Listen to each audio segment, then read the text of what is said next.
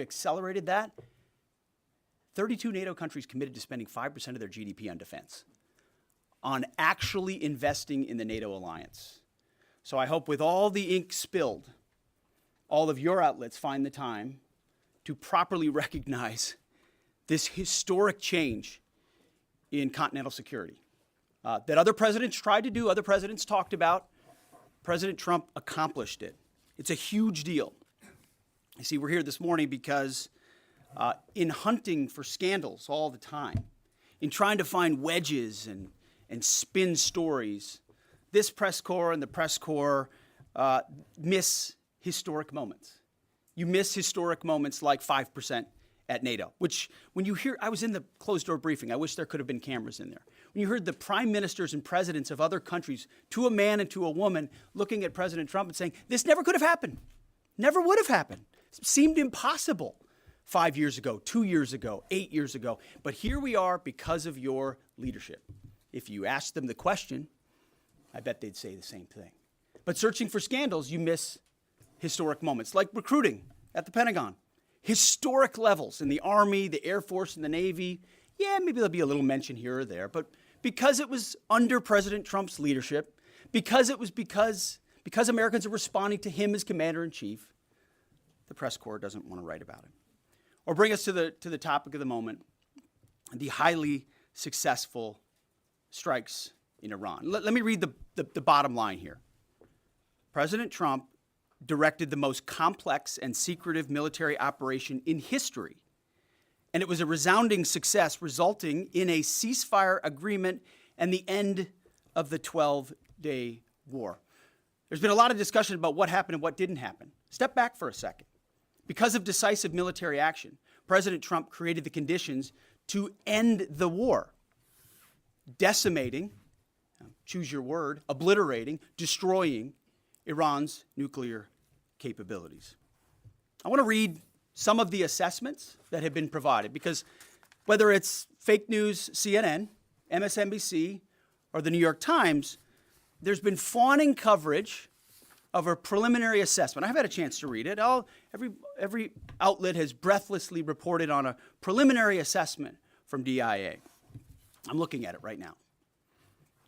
Again, it was preliminary, a day and a half after the actual strike, when it admits itself in writing that it requires weeks to accumulate the necessary data to make such an assessment. It's preliminary.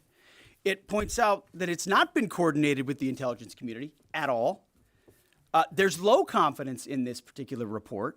It says in the report there are gaps in the information. It says in the report multiple linchpin assumptions are what this assessment, a linchpin assumption, you know what that is? That means your entire premise is predicated on a linchpin. If you're wrong, everything else is wrong.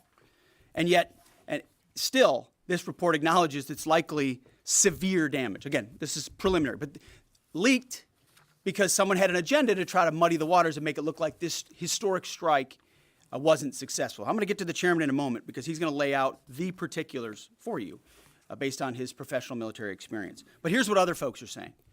The DIA that put that report out says this is a preliminary low-confidence report and will continue to be refined as additional intelligence becomes available. How about the Israeli Atomic Energy Commission? The devastating U.S. strikes on Fordow destroyed the site's critical infrastructure and rendered the enrichment facility inoperable. Have any of these quotes made their way into the New York Times or the Washington Post? MSNBC? CNN? Any of these quotes? How about this one? This is a new one from the UN, the United Nations. No friend of the United States, or certainly Israel often. Here's the head of the UN Atomic Energy Agency this morning, Rafael Grossi. U.S. and Israeli strikes caused enormous damage to Iran's nuclear sites. Don't take my word for it. How about the IDF's chief of staff? I can say here that the assessment is that we significantly damaged the nuclear program, setting it back by years. I repeat, years. The Iranian foreign minister, the spokesman, our nuclear installations have been badly damaged, that's for sure. I'm sure that's an understatement. John Radcliffe, the director of the CIA, putting out a statement just last night. CIA can confirm that a body of credible intelligence indicates Iran's nuclear program has been severely damaged by recent targeted strikes. This includes new intelligence from a historically reliable, very different than preliminary assessment with low confidence. He's saying historically reliable and accurate source and method that several key Iranian nuclear facilities were destroyed and would have to be rebuilt over the course of years. CIA continues to collect additional reliably sourced information to keep appropriate decision makers fully informed. How about DNI Tulsi Gabbard yesterday? She writes, and I quote, "New intelligence confirms what POTUS has stated numerous times. Iran's nuclear facilities have been destroyed." Institute for Science and International Security President David Albright, overall, Israel and U.S. attacks have effectively destroyed Iran's centrifuge enrichment program. Time and time again, I can go down the list. Those that understand, those that see, those that do proper assessments recognize that what the United States military did was historic. And again, before I pass it to the chairman, because you, and I mean specifically you, the press, specifically you, the press corps, because you cheer against Trump so hard, it's like in your DNA and in your blood to cheer against Trump. Because you want him not to be successful so bad, you have to cheer against the efficacy of these strikes. You have to hope maybe they weren't effective. Maybe the way the Trump administration has represented them isn't true. So let's take half-truths, spun information, leaked information, and then spin it. Spin it in every way we can to try to cause doubt and manipulate the public mind over whether or not our brave pilots were successful. How many stories have been written about how hard it is to, fly a plane for 36 hours? Has MSNBC done that story? Has Fox? Have we done the story how hard that is? Have we done it 2 or 3 times so that American people understand? How about how difficult it is to shoot a drone from an F-15 or 16 or F-22 or F-35? Or what it's like to man a Patriot battery? Or how hard it is to refuel midair, giving the American people an understanding of how complex and sophisticated this mission really was. There are so many aspects of what our brave men and women did that, because of the hatred of this press corps, are undermined because your people are trying to leak and spin that it wasn't successful. It's irresponsible.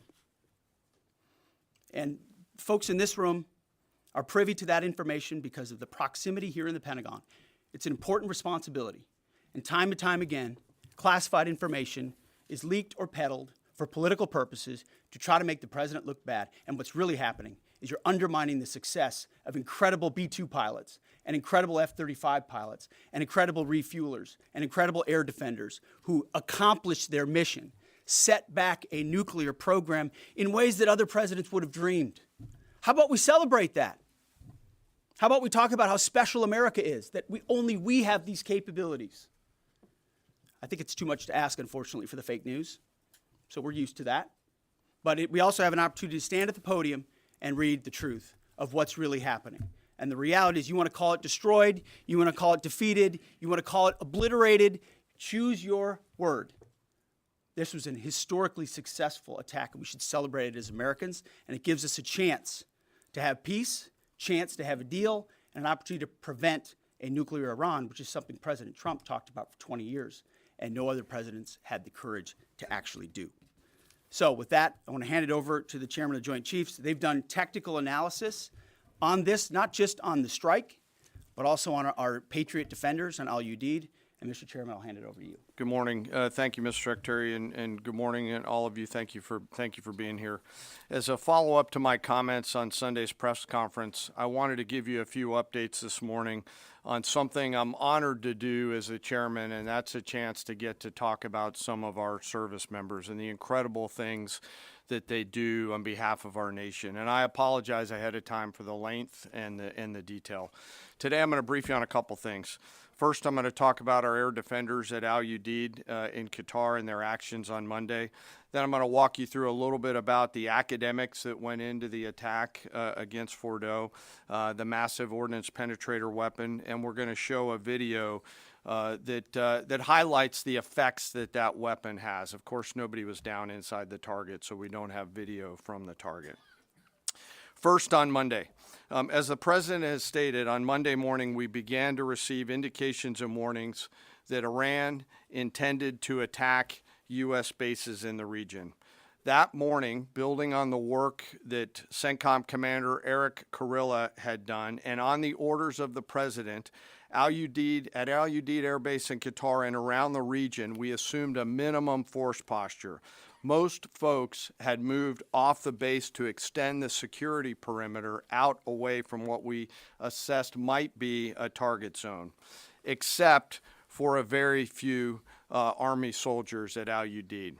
At that point, only 2 Patriot batteries remained on base, roughly 44 American soldiers responsible for defending the entire base, to include CENTCOM's forward headquarters in the Middle East, an entire air base, and all the U.S. forces there. The oldest soldier was a 28-year-old captain. The youngest was a 21-year-old private who'd been in the military for less than 2 years. So let's put ourselves out there for a second. Imagine you're that young first lieutenant, you're 25 or 26 years old, and you've been assigned as the tactical director inside the command and control element. You, at that age, are the sole person responsible to defend this base. Listening next to you is your early warning operator whose job is to notify you of imminent attack. There's 5 people inside a vehicle and 5 people outside of a vehicle around these, a total of, as I said, 44. By the way, you've sat in the Middle East for years, deployed over and over again, extended multiple times, always being prepared, but unsure of when that particular day will come that you must execute your mission and not fail at doing it. In this case, these Patriot crews were deployed from Korea and Japan as part of our U.S. forces there to ensure that we had the most capable missiles in the CENTCOM area of responsibility. As the day continues, you start to hear more and more chatter in the information space about a pending attack. And as the sun starts to set in the west, you get orders from your higher headquarters to make sure that your missile batteries are pointed to the north. There are just a few other teammates. It's hot, you're getting nervous, and you expect an attack. Outside of those Patriot vehicles, your hot crew, which is 1 NCO and 4 additional soldiers, turns a key and relinquishes control of those missiles to that young lieutenant inside the vehicle. And you wait. You know that you're going to have approximately 2 minutes, 120 seconds to either succeed or fail. And then at approximately 12:30 p.m. on Monday, that's 7:30 p.m. in Qatar, as the sun sets in the west, Iran attacks. As the targets were detected, round after round of Patriot missiles are ejected from their canisters by an initial launch charge. Then the main solid rocket motor ignites. You can feel this in your body if you've ever been around a Patriot taking a shot. And round after round goes out and guides against those missiles coming inbound. We believe that this is the largest single Patriot engagement in U.S. military history. And we were joined in this engagement by the Qatari Patriot crews. I'm not going to tell you how many rounds were shot, but it was a bunch because of classified purposes. And we're aware that there's reports of something getting through. What we do know is there was a lot of metal flying around. Between attacking missiles being hit by Patriots, boosters from attacking missiles being hit by Patriots, the Patriots themselves flying around, and the debris from those Patriots hitting the ground, there was a lot of metal flying around. And yet our U.S. air defenders had only seconds to make complex decisions with strategic impact. These awesome humans, along with their Qatari brothers and sisters in arms, stood between a salvo of Iranian missiles and the safety of Al Udeid. They are the unsung heroes of the 21st century United States Army. And I know a lot of you have seen the videos online and the excitement as those Patriots departed their launchers and went up and guided. This really demonstrates the combat capability and capacity of our Army air defenders. Simply stated, they absolutely crushed it. If you'd flip this over, thanks. Let me next move to a walkthrough of the GBU-57 massive ordnance penetrator weapon and share a little bit about the planners who did this and their work on the weapon. First, let me set the stage for you. There's an organization in the U.S. called the Defense Threat Reduction Agency, DTRA. DTRA does a lot of things for our nation, but DTRA is the world's leading expert on deeply buried underground targets. In 2009, a Defense Threat Reduction Agency officer was brought into a vault at an undisclosed location and briefed on something going on in Iran. For security purposes, I'm not going to share his name. He was shown some photos and some highly classified intelligence of what looked like a major construction project in the mountains of Iran. He was tasked to study this facility, work with the intelligence community to understand it, and he was soon joined by an additional teammate. For more than 15 years, this officer and his teammate lived and breathed this single target, Fordow, a critical element of Iran's covert nuclear weapons program. He studied the geology. He watched the Iranians dig it out. He watched the construction, the weather, the discard material, the geology, the construction materials, where the materials came from. He looked at the vent shaft, the exhaust shaft, the electrical systems, the environmental control systems, every nook, every crater, every piece of equipment going in and every piece of equipment going out. They literally dreamed about this target at night when they slept. They thought about it driving back and forth to work, and they knew from the very first days what this was for. You do not build a multi-layered underground bunker complex with centrifuges and other equipment in a mountain for any peaceful purpose. They weren't able to discuss this with their family, their wives, their kids, their friends, but they just kept grinding it out. And along the way, they realized we did not have a weapon that could adequately strike and kill this target. So they began a journey to work with industry and other tacticians to develop the GBU-57. They tested it over and over again, tried different options, tried more after that. They accomplished hundreds of test shots and dropped many full-scale weapons against extremely realistic targets for a single purpose: kill this target at the time and place of our nation's choosing. And then, on a day in June of 2025, more than 15 years after they started their life's work, the phone rang and the President of the United States ordered the B-2 force that you've supported to go strike and kill this target. Yesterday, I had the incredible honor and privilege of spending time with these two Defense Threat Reduction Agency officers who've given so much. One of them said, quote, "I can't even get my head around this. My heart is so filled with the pride of being a part of this team. I am so honored to be a part of this." To you both, thank you, and thank you to your families. Operation Midnight Hammer was the culmination of those 15 years of incredible work. The air crews, the tanker crews, the weapons crews that built the weapons, the load crews that loaded it. Before I run through this video today, I want to talk a little bit about weaponeering and what goes into an attack. Weaponeering is the science of evaluating a target. I mentioned all of those factors before that these two DTRA officers had thought about. Ultimately, weaponeering is determining the right weapon and fuse combination to achieve the desired effects and maximum destruction against a target.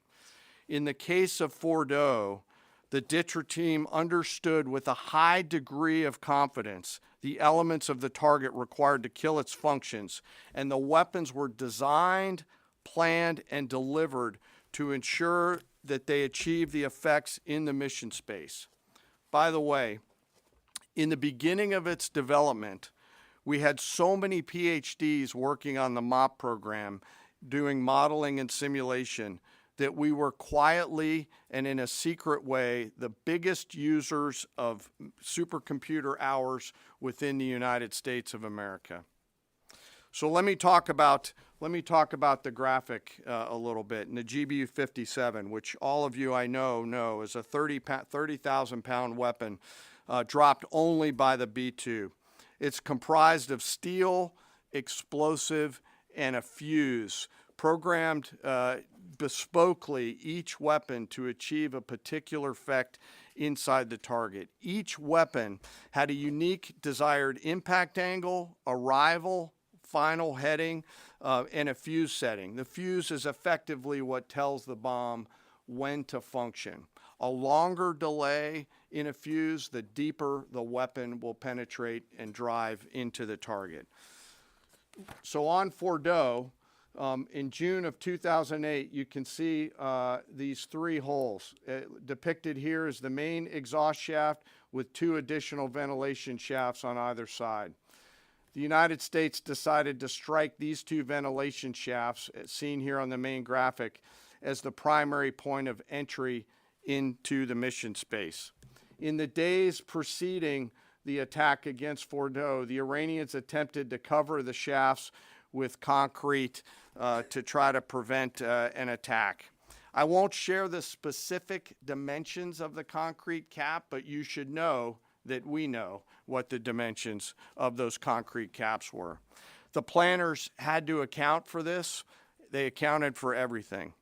The cap was forcibly removed by the first weapon, and the main shaft was uncovered. Weapons 2, 3, 4, 5 were tasked to enter the main shaft, move down into the complex at greater than 1,000 feet per second, and explode in the mission space.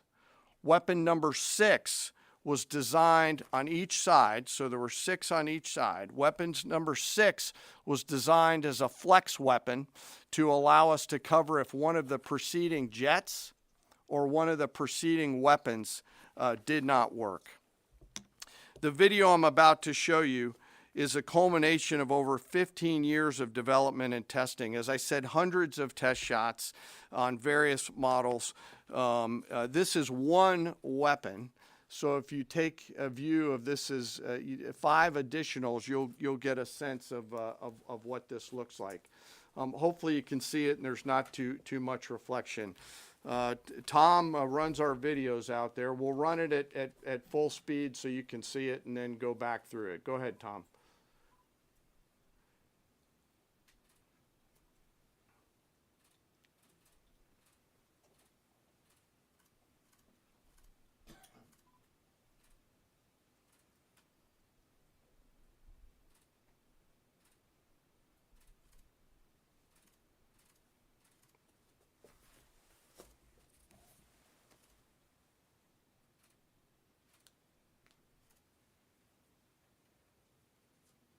Keep it going for a minute. You'll see inside the mission space.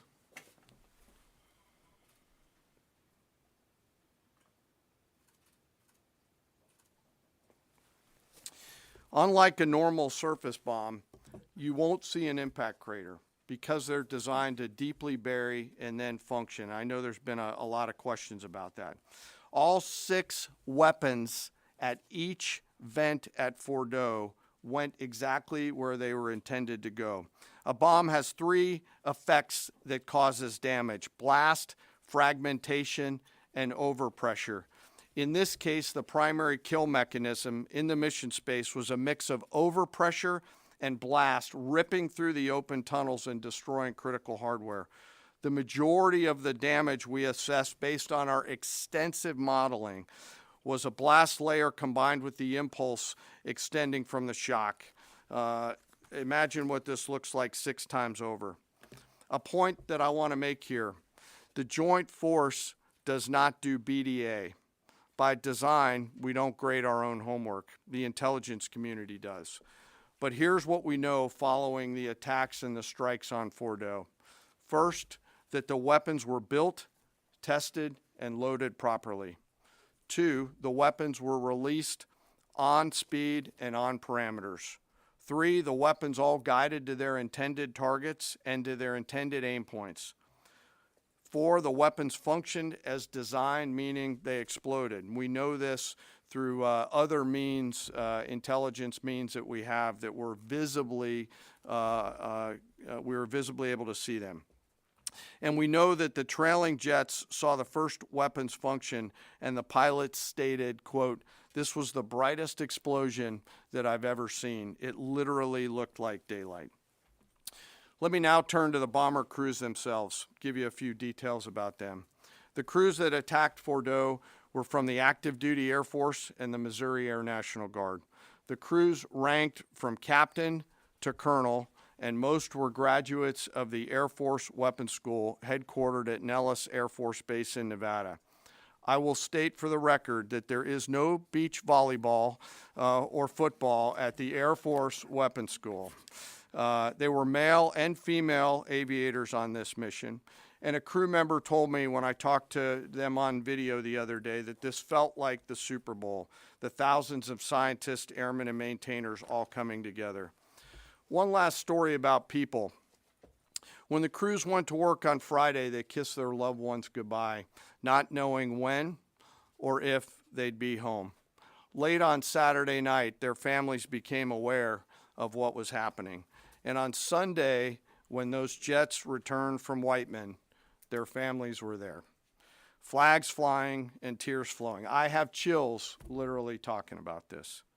The jets rejoined into a formation of 4 airplanes followed by a formation of 3 and came up overhead Whiteman proudly in the traffic pattern, pitching out to land right over the base and landing to the incredible cheers of their families who sacrifice and serve right alongside their family members. Like I said, there were a lot of flags and a lot of tears.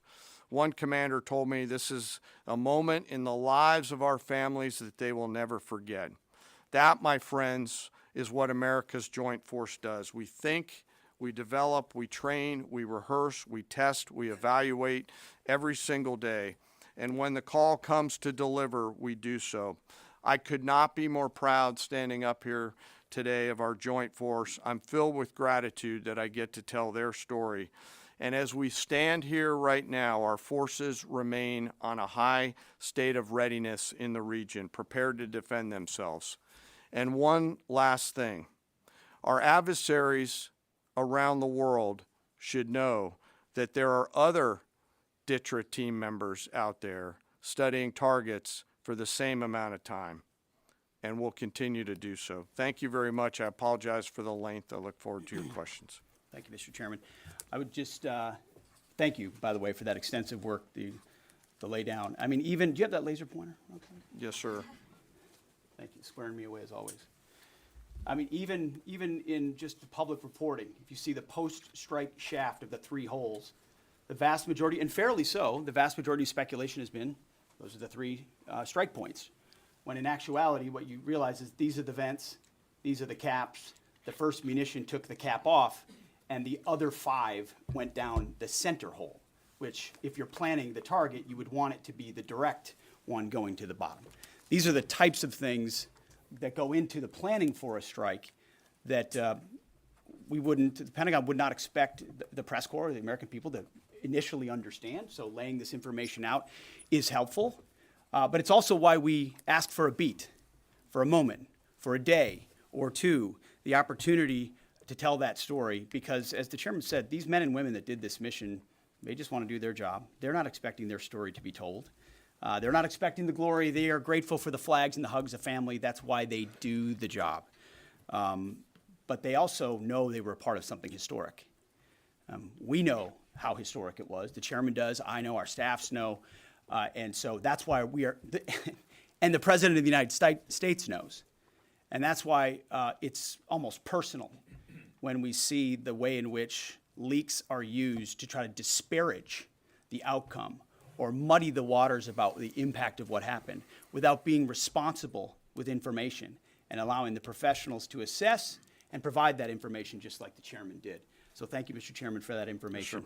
and we welcome a few additional questions. Yes, sir. General, on Sunday you said final battle damage will take some time. And you also said, I think BDA is still pending, and it would be way too early for me to comment on what may or may not still be there at the nuclear facility. So that was just over 3 days ago. So what has changed? Would you use the term obliterated as well?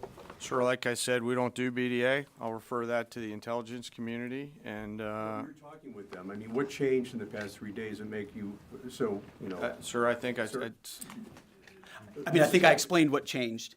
There was a great deal of irresponsible reporting based on leaks, preliminary information in low confidence. Again, when someone leaks something, they do it with an agenda.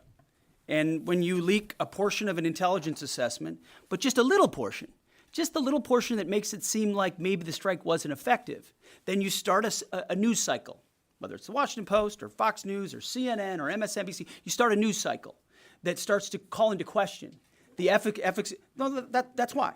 So you bring the chairman here, who's not involved in politics. He didn't do politics. That's my lane to understand and translate and talk about those types of things. So I can use the word obliterated. He could use defeat, destroyed, assess, all of those things. But ultimately, we're here to clarify what these weapons are capable of, which anyone with, two eyes, some ears, and a brain can recognize that kind of firepower with that specificity at that location and others is going to have a devastating effect. So we all recognize there will be days and weeks ahead. That's why yesterday I said, if you want to know what's going on at Fordow, you better go there and get a big shovel, because no one's under there right now. No one's under there able to assess, and everyone's using reflections of what they see. And that's why the Israelis, the Iranians, the IAEA, the UN, to a man and to a woman who recognize the capability of this weapon system are acknowledging how destructive it's been. So that's what's changed.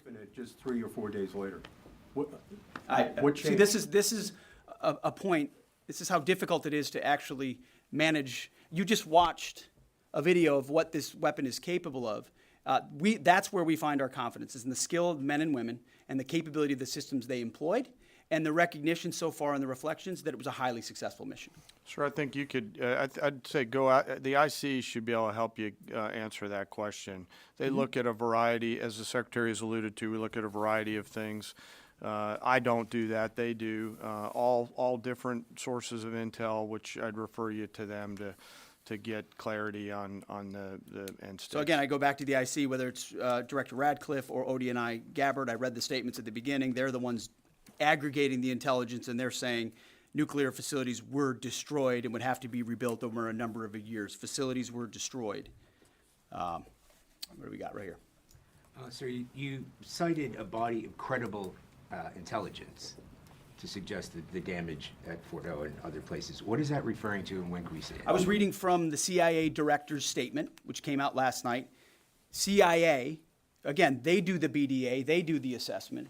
CIA can confirm that a body of credible intelligence indicates, it also goes on to say, new intelligence from historically reliable and accurate sources and methods. Now, you can imagine, the CIA director is going to be very careful about how he articulates things of that sensitivity. Classified, secret, top secret, compartmentalized. He's going to know things that you're not going to know, that the press isn't going to know, and he's reflecting that the sources he's seeing are highly credible. They've given credible intelligence. They or those processes have given credible intelligence in the past, and that's what he's basing it on. Don't you think we need to see that?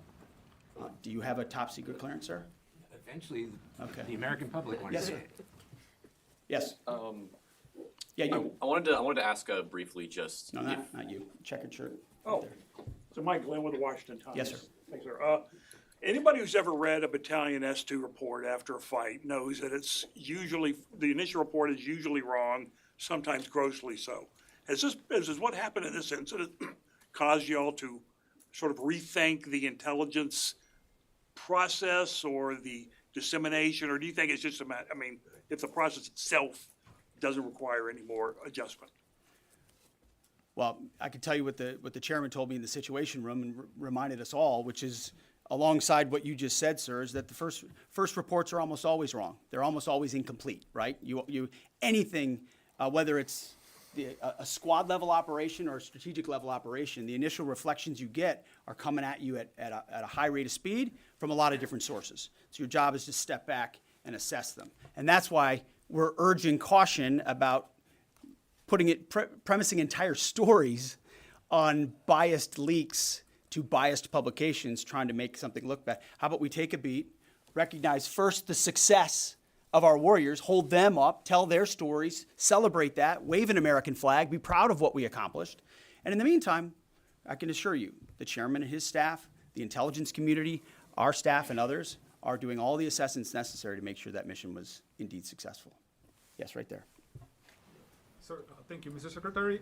Iran has recognized that their nuclear program was indeed severely damaged, but they also said that the U.S. strikes only strengthened their ability and their determination to complete their nuclear program. How do you respond to that, sir? Is that a provocation from Iran? Well, I would say Iran's going to have to say a lot of things right now in order to bolster their image, especially internally. You know, in the media, there's a lot of things they'll say for domestic consumption. But we're watching very closely what they do. Again, that's the intel community. Our job as the chairman, the chairman laid it out so beautifully. Our job is to be prepared. And how proud are you? How proud am I? I didn't know the full story of those men and women 15 years ago who've been pointing at that target. That makes me proud to be an American. That's an awesome story. I hope we can tell more aspects of that in an unclassified way in the future. That's a great thing to know. Our job is to be prepared when the commander-in-chief calls based on those assessments. So, of course, our IC, the Intelligence Committee, will keep watching what Iran does and pay attention to that. But the president has created the contours, the opportunity for a deal, for peace, in something that the world said was intractable, that wasn't possible. And we got that peace, that ceasefire, that option, because of strength, because of his willingness to use American military might that no one else on the planet can do with the kind of planners and operators that the chairman just laid out. Yes, sir. Right there. Yep. Me, sir? Just a quick question. There's public imagery available saying that highly enriched uranium was moved out of Fordow before the strikes. Is that accurate? Have you seen that? And Mr. Chairman, a question for you. Have you been pressured to change your assessment or give a more rosy intelligence assessment to us by any political factors, whether it's the president or the secretary? And if you were, would you do that? Yeah, well, that one's easy. No, no, I have not, and no, I would not. My job as the chairman is to offer a range of options to the president and the National Command Authority to deliver the risks associated with each of those, and then take the orders of the National Command Authority and go execute them. I've never been pressured by the president or the secretary to do anything other than tell them exactly what I'm thinking, and that's exactly what I've done. And the highly enriched uranium? There's nothing that I've seen that suggests that we didn't hit exactly what we wanted to hit in those locations. That's not the question, though. It's about highly enriched uranium. Do you have certainty that all the highly enriched uranium was inside the Fordow mountain, or some of it, because there were satellite photos that showed more than a dozen trucks there 2 days in advance? Are you certain none of that highly enriched uranium was moved? Of course, we're watching every single aspect, but Jennifer, you've been about the worst, the one who misrepresents the most intentionally what the president says. I'm familiar. Report about the ventilation shafts on Saturday night, and in fact, I was the first to describe the B-2 bombers, the refueling, the entire mission with great accuracy. So I take issue with that. I appreciate you acknowledging that this was the first the most successful mission based on operational security that this department has done since you've been here, and I appreciate that. So we're looking at all aspects of intelligence and making sure we have a sense of what was where. So why not acknowledge the female pilots that also participated in this mission? The early messages that you sent out only congratulated the boys. So when I say something like our boys and bombers, see, this is the kind of thing the press does, right? Of course, the chairman mentioned a female bomber pilot. That's fantastic. She's fantastic. She's a hero. I want more female bomber pilots. I hope the men and women of our country sign up to do such brave and audacious things. But when you spin it as, because I say our boys and bombers as a common phrase, I'll keep saying things like that, whether they're men or women. I'm very proud of that female pilot, just like I'm very proud of those male pilots. And I don't care if it's a male or a female in that cockpit, and the American people don't care. But it's the obsession with race and gender in this department that's changed priorities. We don't do that anymore. We don't play your little games. Yes, Do you right know there. for certain that the uranium was removed from the facility before the B-2 struck. So I'm not aware of any intelligence that I've reviewed that says things were not where they were supposed to be, moved or otherwise. Yes. Kelly Meyer with News Nation, and just off the top, want to say we're grateful for the service of these pilots and everybody that serves. I wanted to ask you, the CIA statement said, when possible, they will provide updates and information to the public for transparency, and I believe that's what we're looking for here. Do you commit to share the Defense Intelligence Agency report when it is ready, so the American people can understand more about the intelligence assessment? Well, actually, the report that was discussed, this preliminary report, was what's called a restrike report. So it comes to us to give us an assessment whether a target would need to be restruck, right? That's the reason why. So it's based on internal feedback loop that we're supposed to have access to. Unfortunately, someone took advantage of that. But whatever is supposed to be made public will be, but whatever has to stay sensitive Sir, will be can as I well. just jump in? You know, one of the things that I'm trying to do through this journey that we're on together, of course, transparency, but also the requirement to really protect these capabilities. I guess the time's up. So there's a balance in there, right? We do need to preserve options should the nation and the joint force be tasked to go do something again. So I'm confident we'll find the middle ground, but there are some things that if asked, I'd want to not release related to. So we're going to leave it right there. I want to thank the heroism of our men and women in the military. What they accomplished is truly historic, setting back the Iranian nuclear program untold number of years. It was a devastating attack. We appreciate you covering it. Thank you very much, Mr. Chairman. Thank you. Talk a little bit more about the role, sir.